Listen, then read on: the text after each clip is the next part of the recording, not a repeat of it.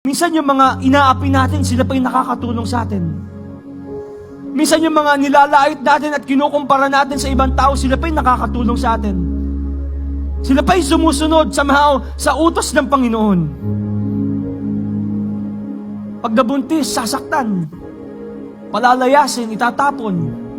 Nadapa na nga, tatapakan mo pa. Palalayasin mo dahil iniisip mo yung sasabihin ng ibang tao. Sino mas mahalaga?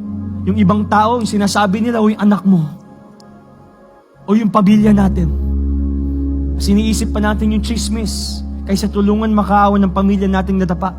Guys, huwag yung isipin ng chismis, promise.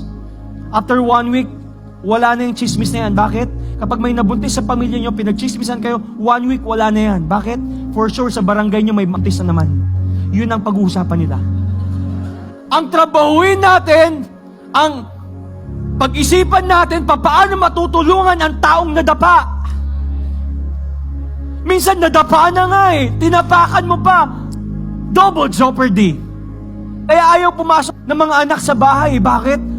Ang naririnig, Judas, impyerno, PI, walang yaka, bobo ka, wala kang kwenta. No, ang tahanan dapat ang lugar ng pahingahan at pagmamahalan. Iparamdam na welcome sila no matter what happens. Parang si Jesus.